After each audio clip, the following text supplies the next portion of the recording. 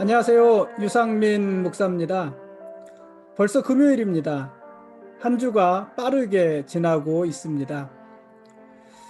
요즘은 SNS에서 몇 년 전 오늘 있었던 일이라는 안내 메시지를 보내줍니다. 몇 년 전에 제가 올린 글을 소환해 주는 것입니다. 오늘은 7년 전 오늘 있었던 일과 8년 전 오늘 있었던 일이 소환되었습니다. 7년 전 오늘 저는 교단의 지방회장 자리에서 내려오는 날이었습니다. 총회의 오전 순서를 진행하고 차기 회장에게 의사봉을 넘겼습니다. 그날 회의를 진행하는 사진과 그동안 함께했던 분들에 대해 고마워했던 제 마음이 오늘 소환이 되었습니다. 8년 전 오늘은 제 큰아이, 작은아이와 함께 공연을 보고 찍은 사진이 소환되었는데, 그때 저는 함께 본 공연이 아니라 행복한 표정의 아이들 모습에 고마워하는 글을 올렸었습니다. 좋은 기억을 오래도록 간직하고 싶은 마음과 누구에게나 좋은 기억으로 남고 싶은 마음을 글로 표현을 했었습니다. 그 내용이 오늘 소환이 되었습니다. 수년 전 있었던 일들이 이렇듯 불쑥불쑥 튀어나오니 반갑기도 하고 한편으로는 두렵기도 합니다. 저는 까마득히 잊어버리고 있는 일을 누군가는 생생하게 기억하고 있을 수도 있겠다는 생각이 듭니다. 오늘 무심히 행한 일에 대해서도 언젠가는 책임져야 한다는 부담도 생깁니다. 때로는 당시에 들뜬 감정이 여과 없이 표현되어 있는 것을 보면서 낯이 뜨거워지기도 합니다. 우리가 살아가면서 함부로 말하지 말고 함부로 행동하지 않아야 될 이유는 정말 많이 있습니다. 언제고 우리가 하나님 앞에 섰을 때 우리의 모든 삶의 여정이 다 소환이 될 것입니다. 그때 부끄러움과 민망함이 없었으면 좋겠습니다. 그래서 저는 오늘 하루도 성실하게 최선을 다해서 살려고 합니다. 물론 마음과 몸이 따로 움직여서 문제지만 제 마음은 항상 그렇습니다. 오늘 말씀 보시겠습니다.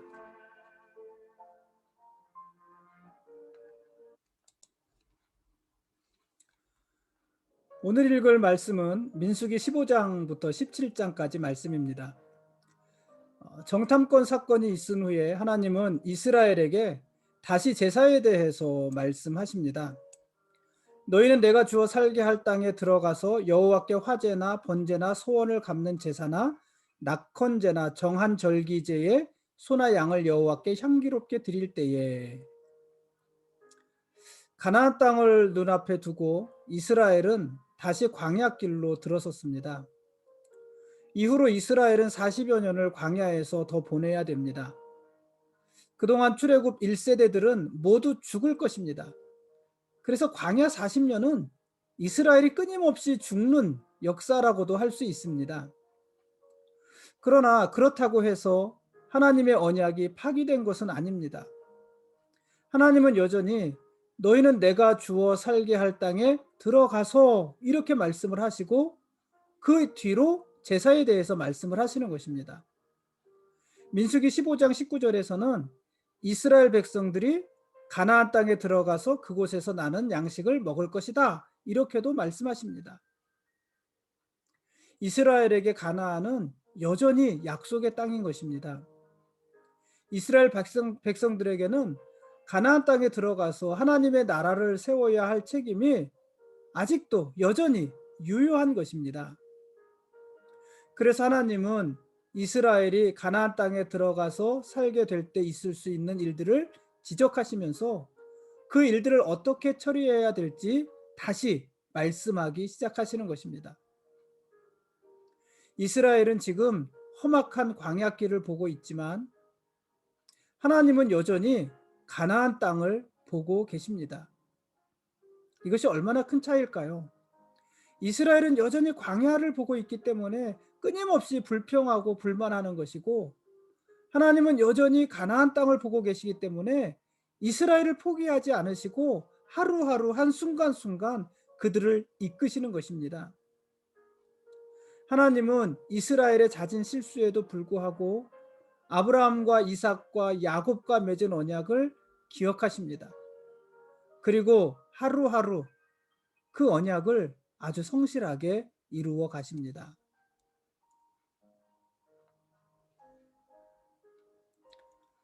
가나안 땅을 목전에 두고 광야길로 돌아선 이스라엘 백성들은 허탈하기도 하고 낙심이 되기도 했을 것입니다. 그러지 않았겠습니까? 그러던 때에 모세와 아론의 권위에 도전하는 사람들이 있었습니다. 레위 지파였던 고라와 르우벤 지파였던 다단과 아비람과 온이 당을 짓고 모세와 아론을 거스른 것입니다.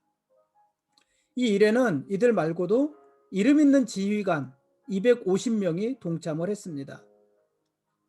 그들은 이스라엘의 모든 회중 가운데 하나님이 계시기 때문에 이스라엘 사람들이 각각 다 거룩한 것인데 모세와 아론이 분수에 지나칠 만큼 높아졌다고 도전했습니다. 사실 모세와 아론의 권위에 도전하는 이 사람들에게는 자기들 나름대로 각자의 야심이 있었습니다. 예를 들어서 고라는 아론을 대신해서 대제사장이 되고 싶었습니다. 레위인의 일로는 만족할 수 없었던 것입니다. 250명의 이름 있는 지휘관들도 제사장의 일을 하고 싶었습니다. 이들도 레위인의 일만으로는 만족할 수 없었습니다. 이들이 다 대제사장이 될 수는 없겠지만 제사장이 되고 싶었던 것입니다. 그리고 다단과 아비람은 모세를 대신해서 이스라엘을 이끌고 싶었습니다. 왜냐하면 이들은 르우벤 지파 사람이었거든요. 르우벤은 야곱의 첫째 아들이잖아요. 그러니까 야곱의 첫째 아들이니까는 자기들이 좀 주도하고 싶었던 생각이 있지 않았겠습니까? 모세를 대신해서 이스라엘을 이끌고 싶은 그런 마음들이 있었던 것입니다. 이들은 이런 욕심으로 모세와 아론의 권위에 도전했습니다. 이들의 이런 행위는 이스라엘 공동체의 질서를 깨뜨리고 모세와 아론을 세우신 하나님을 인정하지 않는 것이었습니다. 그래서 하나님은 이들에게 진노하십니다. 하나님은 땅이 갈라지게 하셔서 모세와 아론의 권위에 도전하던 고라와 다단과 아비람과 그들의 처자와 유아들과 그들의 집과 그들에게 속한 모든 사람들과 그들의 재물들을 산채로 그냥 삼켜버립니다. 그들이 서 있는 곳에 땅이 갈라지면서 그들을 삼켜버린 것입니다. 성경은 그들을 산채로 스올에 빠지게 했다고 그렇게 기록을 합니다. 그리고 여호와께 분향할 향로를 들고 있었던 250명, 저들에게 동조했던 250명은 산채로 불살라 죽이십니다. 얼마나 끔찍합니까? 참 놀랍고 두려운 하나님의 진노였습니다. 이 광경을 목격한 이스라엘은 두려움에 부르짖으며 도망갑니다.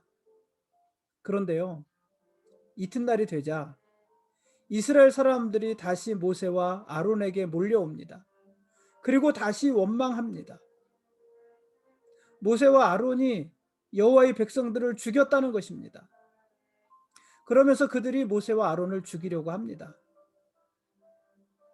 그때 여호와의 영광이 나타나서 말씀하십니다. 내가 순식간에 그들을 멸하리라. 그 순간에 이스라엘의 연병이 퍼집니다.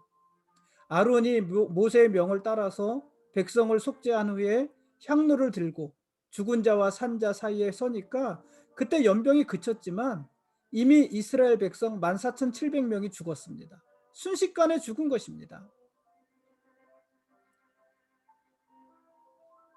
그들은 여호와가 우리를 광야에서 죽게 한다.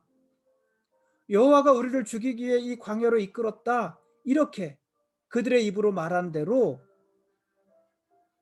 광야에서 죽어갑니다. 앞으로도 이스라엘은 계속해서 죽을 것입니다.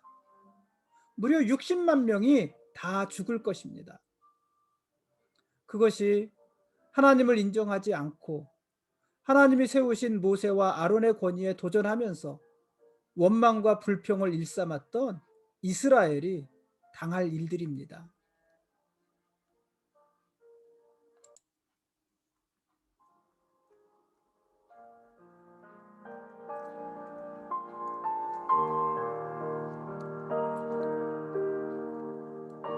지금까지 민수기 15장부터 17장까지 말씀에 대한 길라잡이였습니다. 내일 읽을 말씀은 민수기 18장과 19장 말씀입니다. 하나님께서는 조상의 가문을 따라 지팡이 하나씩을 취하여 가져오라고 하십니다. 그래서 각 지파별로 지팡이를 하나씩 가져옵니다. 물론 그 가운데에는 레위 지파를 대표하는 아론의 지팡이도 있었습니다. 하나님은 그 지팡이를 거두어서 회막안 증거계 앞에 두라고 하십니다. 모세가 하나님의 말씀대로 합니다. 그런데 이튿날 가서 보니 레위 지파를 대표했던 아론의 지팡이에 순이 돋고 꽃이 피어서 살구 열매가 열렸습니다. 있을 수 없는 일이잖아요. 이 지팡이는 뿌리도 없고 이미 바짝 마른 지팡이잖아요. 생명의 흔적은 조금도 없는 지팡이잖아요. 그런데 그 지팡이에 싹이 나고 열매가 맺힌 것입니다. 하나님께서는 그 지팡이, 아론의 지팡이, 싹난 지팡이를 증거계 앞으로 가져다가 간직하면서 하나님께 반역하고 아론과 모세의 권위에 도전했던 자들에게 표징이 되게 하라, 이렇게 말씀하셨습니다. 하나님께서 모세와 아론의 권위를 다시 인정하시고 확인시켜 주신 것입니다. 하나님을 신뢰하는 자는 먼저 하나님이 하시는 일을 신뢰해야 합니다. 하나님을 섬기고자 하는 자는 먼저 하나님이 세우신 자를 섬겨야 합니다. 하나님의 나라를 소망하는 사람은 먼저 하나님 나라의 법을 준수해야 합니다. 너무 당연하지 않습니까? 하나님의 법을 준수하지 않는 사람이 어떻게 하나님 나라의 백성이 될 수 있겠습니까? 하나님이 세우신 사람의 권위도 인정하지 않는 사람이 어떻게 하나님의 권위를 인정할 수 있겠습니까? 그렇게 하나님이 하시는 일을 신뢰하지 않는 사람이 어떻게 하나님을 신뢰한다고 할 수 있겠습니까?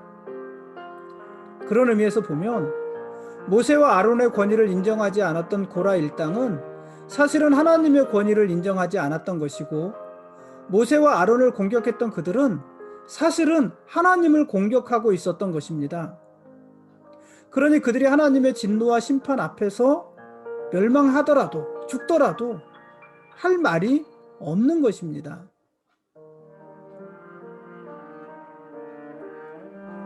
이스라엘의 끊임없는 악행에도 불구하고 모세는 끊임없이 그들을 중보합니다.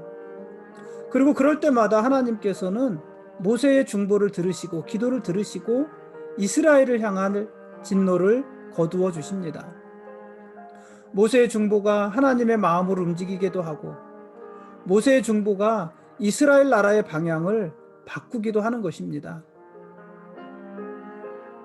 우리도 그런 중보를 받고 있지 않습니까? 물론 누군가 우리를 위해 기도하는 사람들, 우리를 위해 중보해 주는 사람들도 있고, 그리고 중보자이신 예수 그리스도, 그분께서 오늘도 우리를 중보하고 계시고, 그래서 그 중보로 때로는 하나님이 우리를 향한 진노를 거두시고 우리의 삶의 방향을 바르게 온전하게 인도해 주시는 것입니다.